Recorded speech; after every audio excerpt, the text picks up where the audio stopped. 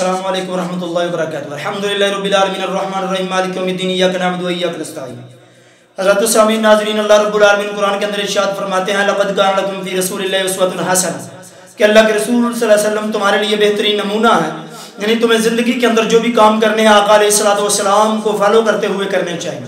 آقا علیہ السلام نے ہماری ہر طرح کی رہنمائی فرما دی، خواہ اس رہنمائی کا تعلق ہماری زندگی کے ساتھ ہے یا ہماری زندگی وہ والی زندگی جو کبھی نہ ختم ہونے والی ہے اس کے ساتھ ہی کیوں نہ ہو۔ ہم زندگی میں دیکھتے ہیں کہ زندگی میں ایک انسان جو ہے اپنی زندگی کو جب گزار رہا ہوتا ہے، اس کی زندگی میں کئی معاملات اس کے ساتھ آتے ہیں، کئی نشیب و فراز آتے ہیں۔ اب ہر طرح کے معاملات جس طرح کے بھی ہوں، ہم ان کو اگر گزارتے ہیں تو اللہ کے نبی صلی اللہ علیہ وسلم کے طریقے کو دیکھنا چاہیے۔ اسی طرح سے ایک آدمی جو شادی شدہ آدمی ہے، وہ اپنی بیوی کے ساتھ اپنے معاملات چلا رہا ہوتا ہے، اپنی زندگی بسر کر رہا ہوتا ہے، اور اگر یہ دیکھیں کہ ایک آدمی نے اپنی بیوی کے ساتھ ہم بستری کی، اس نے جمع کیا، اس کے ساتھ صحبت کی،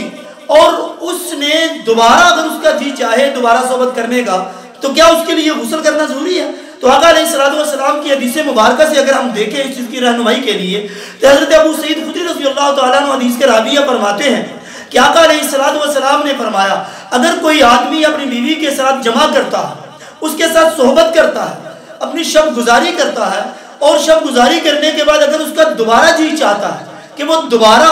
اپنی بیوی کے ساتھ دوبارہ ہم بستری کرے، تو اس کے لیے اس کو غسل کرنے کی ضرورت نہیں، بلکہ پہلا جو جمع کیا تھا اس کے بعد وضو کرے، اور وضو کرنے کے بعد دوبارہ جو ہے وہ اپنی بیوی کے ساتھ جمع کر سکتا ہے، اس کو وضو کرنے کی ضرورت غسل کرنے کی ضرورت نہیں ہے۔ اسی طرح سے دوسری حدیث کے اندر آتا ہے،